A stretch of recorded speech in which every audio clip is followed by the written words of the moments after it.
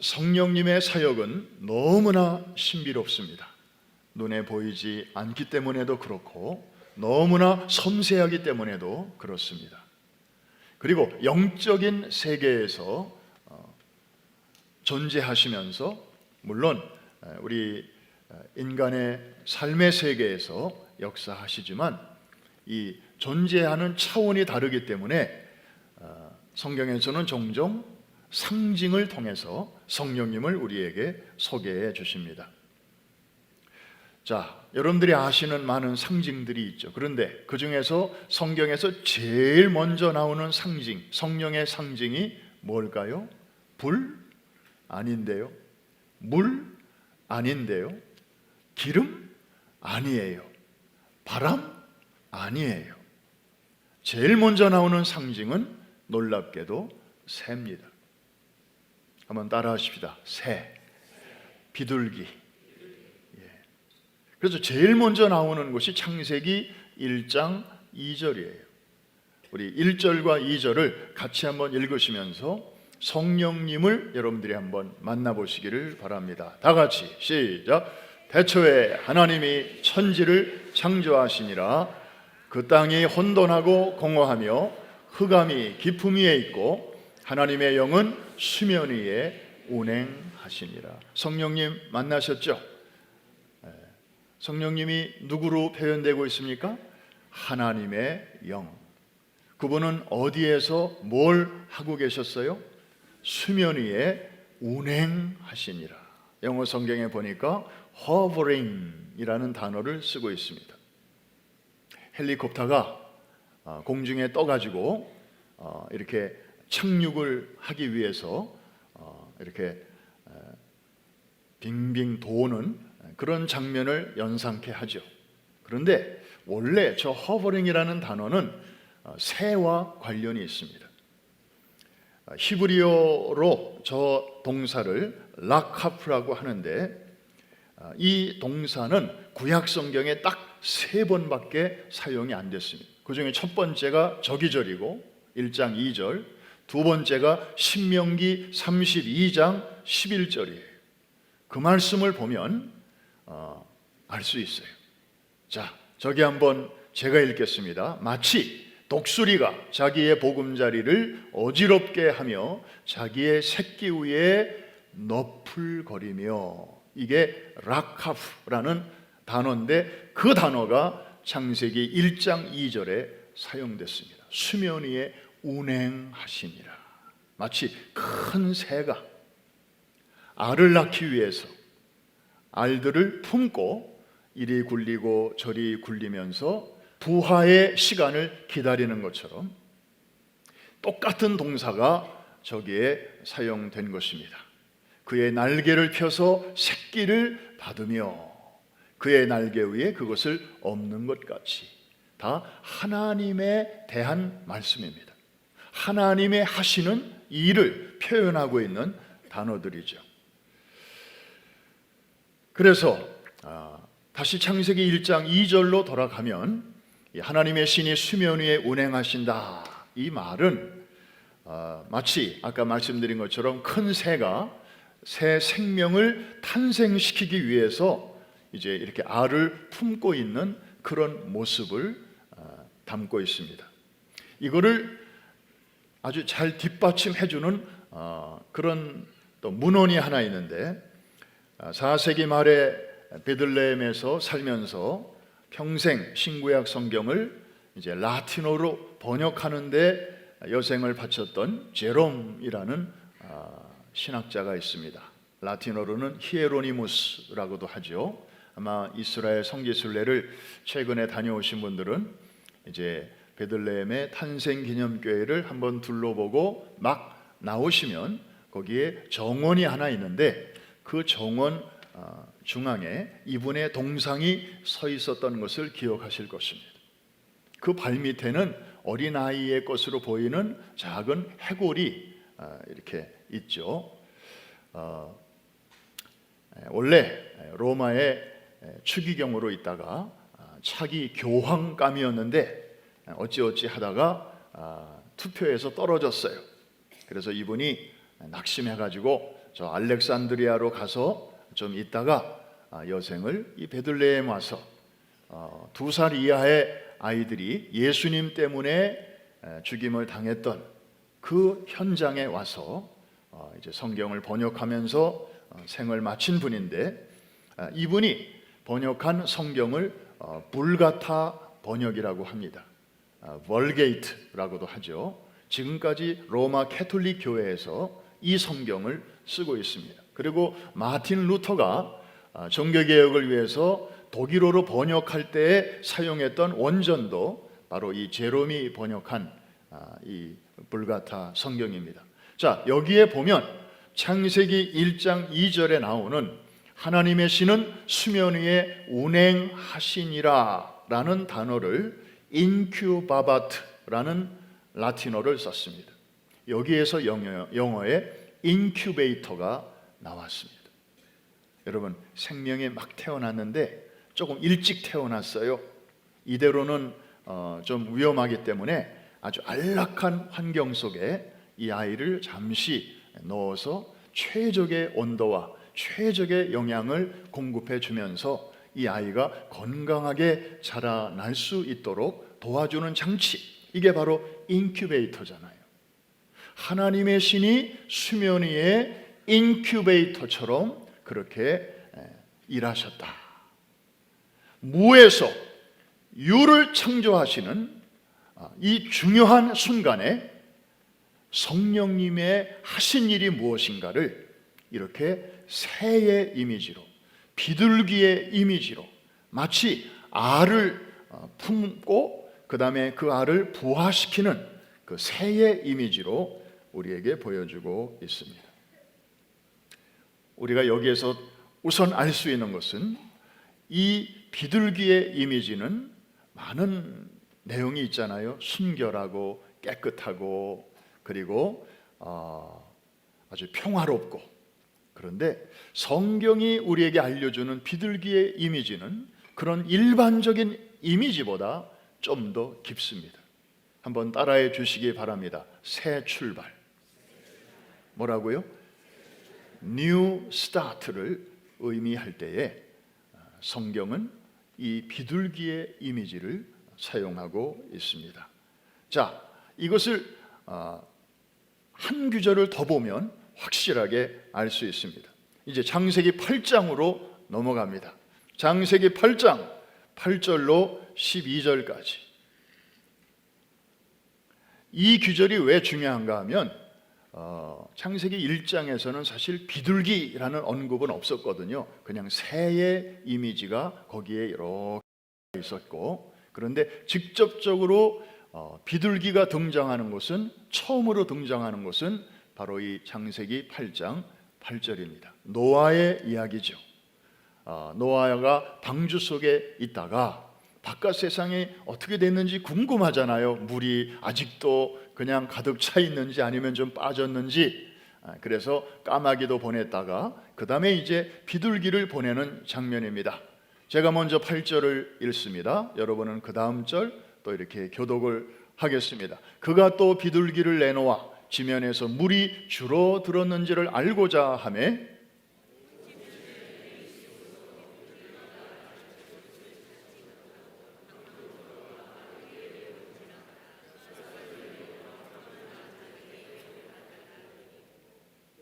또 7일을 기다려 다시 비둘기를 방주에서 내놓음에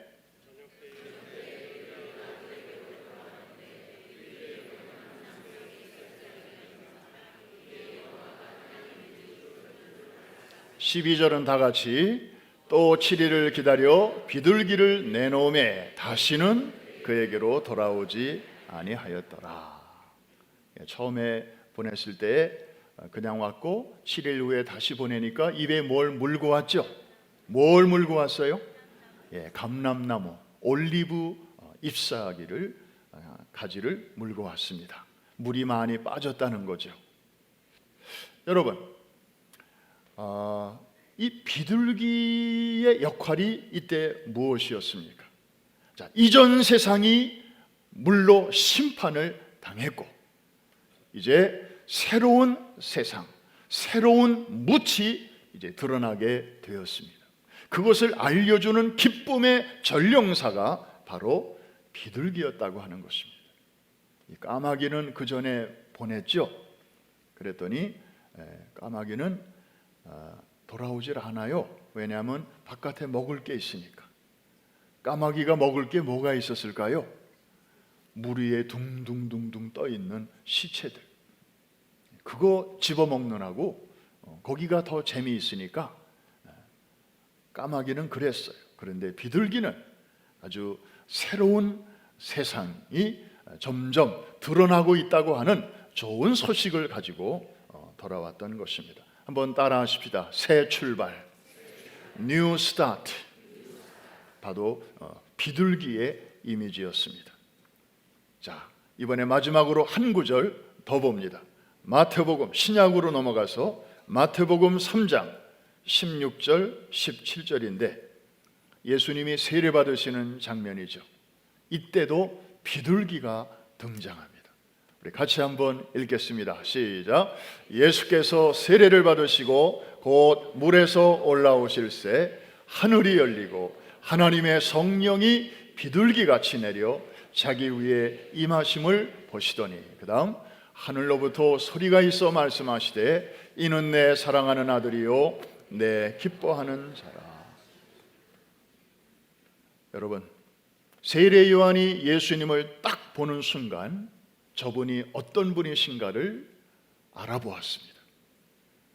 아무도 예수님이 누군지 알아보지 못하고 있을 때 성령의 감동으로 세례 요한은 알았습니다. 그래서 Behold, 보라, 세상 죄를 지고 가는 하나님의 어린 양이로다. 참 하나님께서 세례 요한의 눈을 열어주신 것이죠. 동네 사람들도 몰라봤습니다.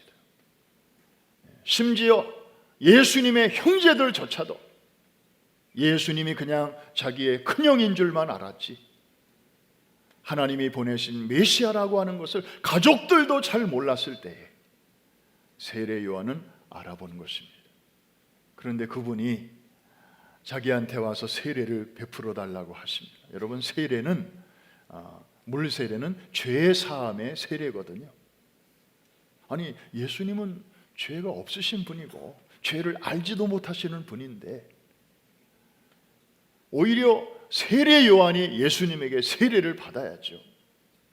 죄인이니까 죄악 중에 잉태되었고 죄악 중에 출생했고 아무리 착하고 선하게 살아도 이미 우리는 죄 아래에 있는 사람들이니까. 그런데 예수님이 강청을 하십니다. 그래서 하는 수 없이 세례 요한이 예수님에게 물 세례를 베풀었습니다. 사실 예수님은 저와 여러분의 죄악을 다 끌어안고 계셨습니다. 온 인류의 죄악을 사실은 짊어지고 계셨습니다. 그래서 이제 죄인들이나 받는 그 세례의 자리에 주님이 기꺼이 들어가신 것이죠. 예수님이 세례 받으신 장소는 요단강 하류입니다. 거의 사해와 가까운 지역입니다. 물이 사해 직전까지는 민물입니다. 물고기가 살 수 있습니다.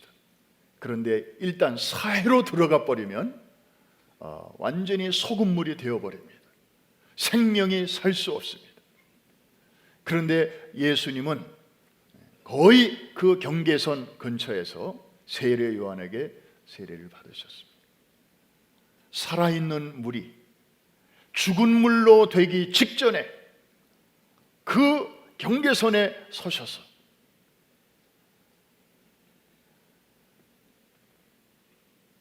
사단에게 얽매여 있는 어둠 속에 있는 그 심령들을 하나님의 나라로 광명의 세계로 옮기는 그 메시아의 사역을 이제 막 시작하시면서 메시아로 취임식을 하시면서 그때 세례를 받으셨는데 그때 비둘기가 성령께서 비둘기의 모양으로 나타나신 것입니다.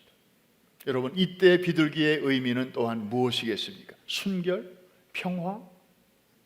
세상에서 말하는 그런 이미지입니까? 아니에요. 한 번 더 따라 하십시다. 새 출발, New Start. 예수님이 지난 30년 동안의 프라이빗 라이프를 이제 매듭을 지으시고 이제는 퍼블릭 라이프로 들어가시는 이 중요한 모멘트에 비둘기가 나타난 것입니다. 노아 시대의 홍수가 끝나고 옛 세상은 심판하시고 이제 새로운 묻이 드러났을 때 노아의 8 식구들과 방주에 있던 동물들이 이제 새로운 땅에서 새로운 삶을 막 출발하려고 할 때에 비둘기가 등장했습니다. New Start. No matter what. 과거의 삶이 어땠든지 간에 우리에게 새로운 삶을 살아갈 수 있도록 하나님께서 새 일을 행하시는데 그 길목마다 그 중요한 순간마다 성령께서 비둘기의 이미지로 이렇게 역사하셨습니다. 엊그제 금요일에 교회에서 세례식이 있었습니다. 16명이 세례를 받았지요. 뉴저지와 퀸즈, 또 부모 세대와 자녀 세대, 한어권과 영어권, 또 뭐 등등 해서 16명이 세례를 받았습니다. 여러분, 세례는 무엇입니까? 이전의 나의 삶을 물속에 장사 지내고 그리스도와 함께 이제 부활하신 그리스도와 함께 New Start. 그래서 세례를 줄 때 보니까 공통점이 있더라고요.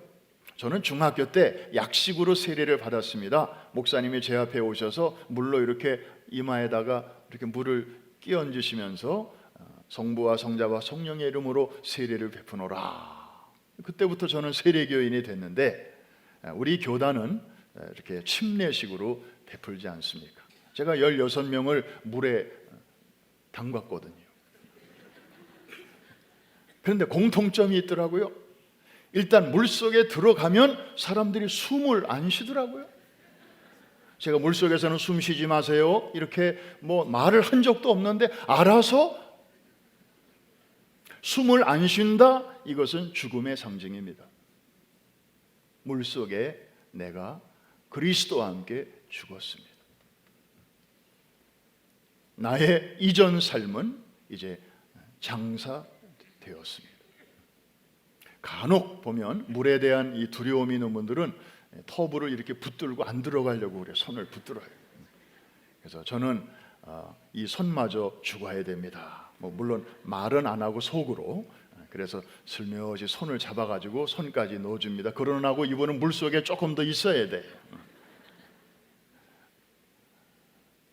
완전히 머리카락까지 그냥 다 순간적으로 잠갔다가 그리고 딱 일으켜주면 그동안에 홀드했던 숨을 확 내쉬는데 이게 뉴 라이프, 예수 그리스도와 함께 새로운 삶으로 일어나 출발하는 것을 의미하는 것입니다. 할렐루야. 너무 아주 이게 그래픽하고 너무 마음에 와닿는 그런 세례의 의미를 잘 표현하고 있는 그런 침례였습니다. 여러분, 성령님은 비둘기와 같은 분이신데 어떤 면에서 그럴까요? 오늘 결론이 이제 나왔습니다. 창세기 1장 받고 창세기 8장 받고 그 다음에 마태복음 3장 예수님 세례 받으시는 장면 우리가 읽으면서 공통점을 발견했습니다. 한 번 더 따라해 주시길 바랍니다. 새 출발, New Start. 성령님으로 말미암아 이것이 가능한 줄로 믿습니다. 우리의 의지, 우리의 노력, 우리의 인격 가지고 안 되는 일이 참 많습니다.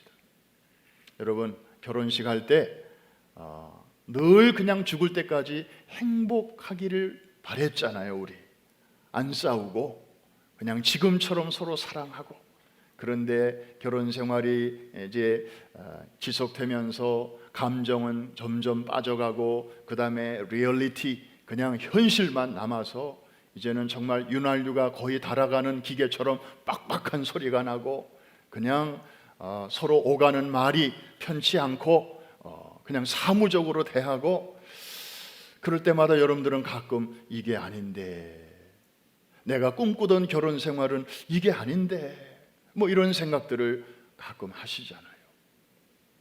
그럼에도 불구하고 하나님의 계획은 변함이 없습니다. 여러분의 가정을 향한 하나님의 그 마스터 플랜은 변함이 없고, 그래서 그럴 때마다 우리의 힘으로는 안 돼요. 우리의 인격은 바닥이 났어요. 그냥 우리의 본전 다 드러났어요. 그렇지만 하나님께서 오늘도 우리에게 말씀하십니다. 아무개야, 너는 아직 끝나지 않았다. 나는 너희들 가운데서 지금도 새 일을 행하기를 원한다. 너는 끝났을는지 모르지만 너에 대한 나의 계획은 아직 끝나지 않았다. 성령님은 우리에게 말씀하십니다. 다시 시작해라. 내가 도와주겠다. 여러분, 오늘이 굉장히 중요한 날입니다. 오늘이 무슨 날인가요? 5월 5일이고 어린이 주일입니다. 그러나 그런 의미에서라기보다는 오늘이라고 하는 이 날은 여러분의 남은 생애의 첫 번째 날입니다. 이해가 되시면 아멘. 여러분이 남은 시간이 얼마나 긴지 짧은지는 I don't know, you don't know, nobody knows. God only knows. 그러나 우리가 분명히 아는 것은 오늘이야말로 저나 여러분이나 남은 생애의 첫 번째 날이에요. 그러니까 우리의 과거가 어땠든지 간에 오늘 우리가 성령님을 의지하고 새롭게 시작하면 창세기 1장에서 보였던 것처럼 무에서 유가 만들어지듯이 불가능한 것을 가능케 하시는 하나님의 역사가 여러분들에게 반드시 따르게 될 줄로 믿습니다. 창세기 8장에서 이전 세상을 하나님께서 물로 심판하시고 그리고 새로운 세상을 예비하신 것처럼 여러분들이 성령님을 의지하고 과거의 감옥에서 나와 때묻지 않은 미래를 향하여 주님의 손을 붙들고 나아갈 때 하나님께서는 여러분들을 위하여 새로운 세계를 예비해 주시는 줄로 믿습니다. 여러분이 지금까지 전반전도 참 훌륭했습니다. 여러분들 잘 뛰셨습니다. 그런데 아직도 우리에게는 시간이 남아있잖아요. 인생의 후반전이라고도 할 수 있고 또 오래 사신 분에게는 연장전이라고도 말할 수 있을 것입니다. 그런데 우리가 성령님을 의지하고 오늘 다시 일어날 때 예수님이 사적 생애를 마무리하시고 이제 공적 생애로 들어가시는 그 분기점에서 하늘이 열리고 성령이 비둘기같이 임하신 것처럼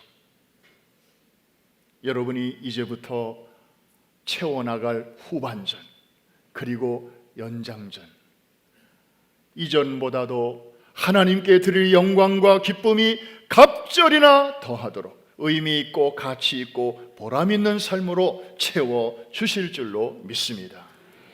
분명한 것은 여러분의 각오만 가지고는 부족하다는 것입니다. 내가 이렇게 살아야지. 오늘부터라도 내가 이렇게 한번 멋지게 채워봐야지. 가상한 것이고 아름다운 것이지만 여러분의 의지와 노력만 가지고는 오래 못 갑니다. 우리의 타락한 본성 때문에 그렇습니다. 그런데 한 가지 길이 있습니다.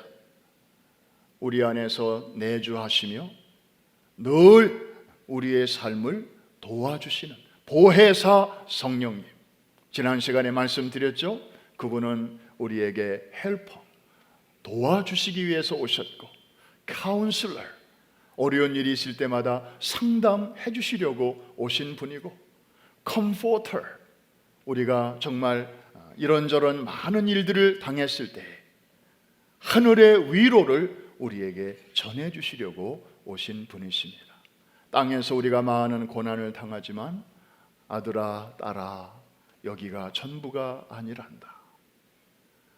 너희를 위해서는 하나님께서 더 좋은 세상을 예비해 놓으셨단다. 너희가 수고는 땅에서 하지만 위로와 상급은 여기서가 아니라 거기서 받을 것이란다.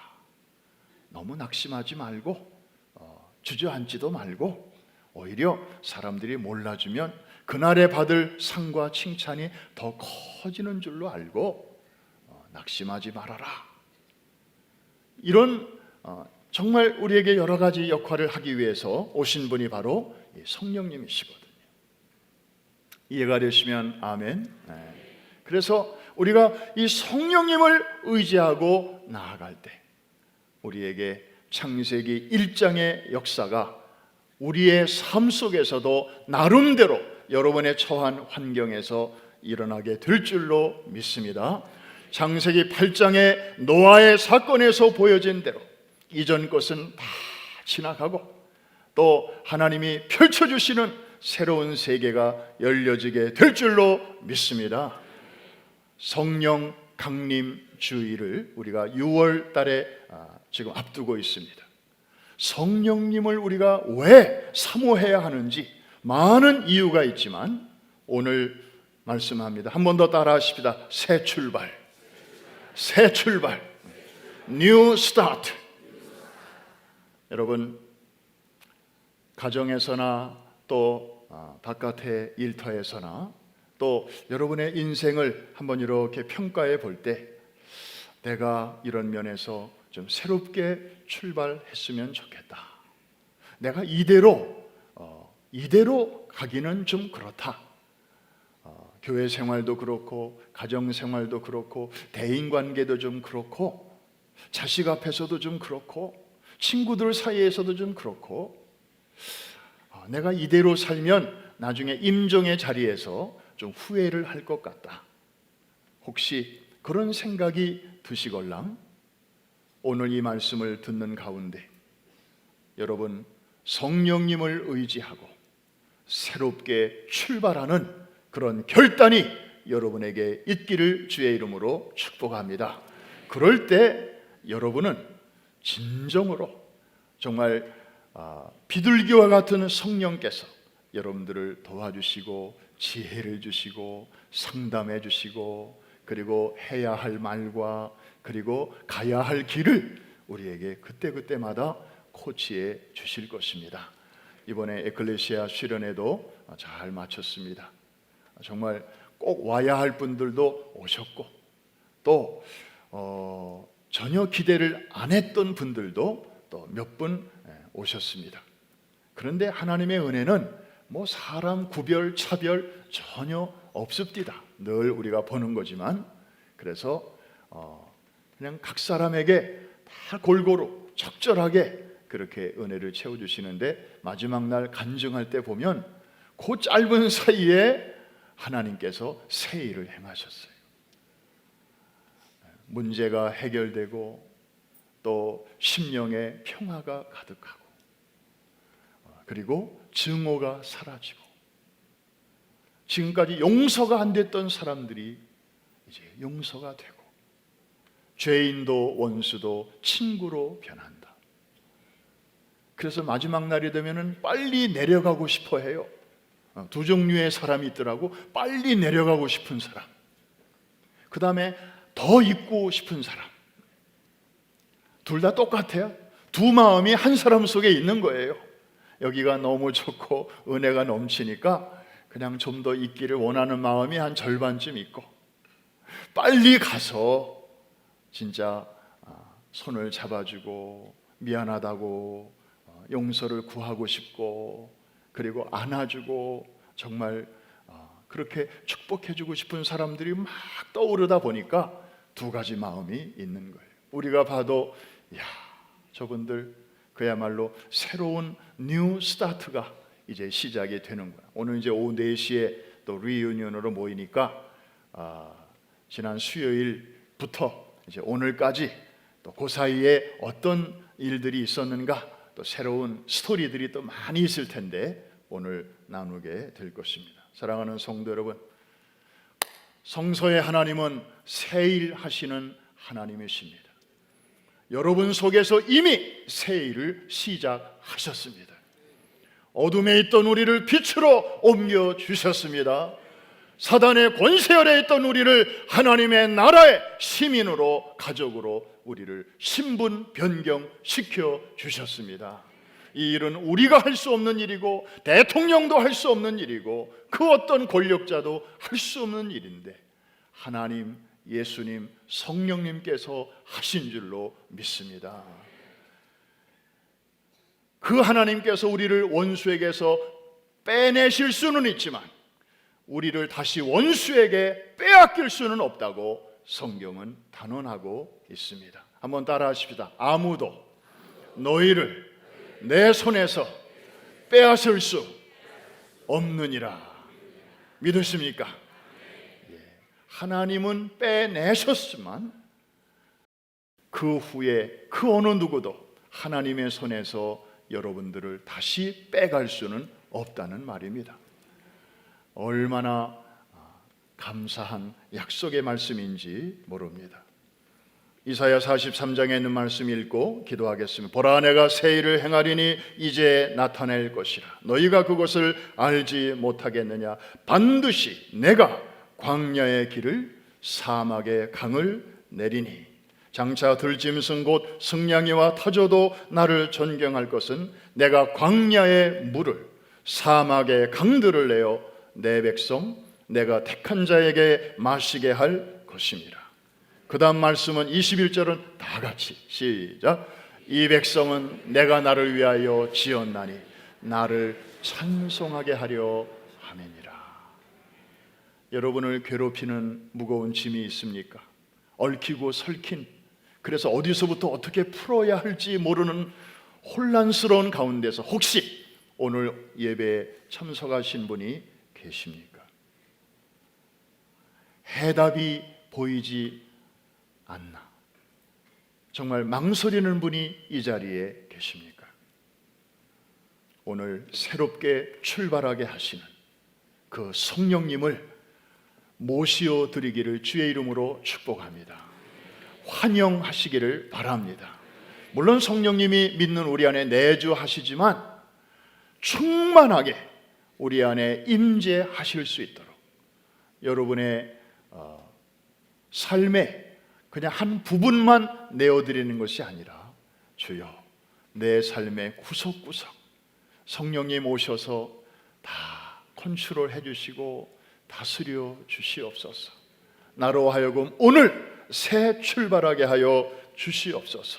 그래야 지금 나를 누르고 있는 괴롭히는 많은 문제들이 결국에 찬송거리가 되게 하여 주옵소서. 간증거리가 되게 하여 주시옵소서. 이 믿음을 가지고 찬양하며 나아가십시다. 다 자리에서 한번 일어나겠습니다.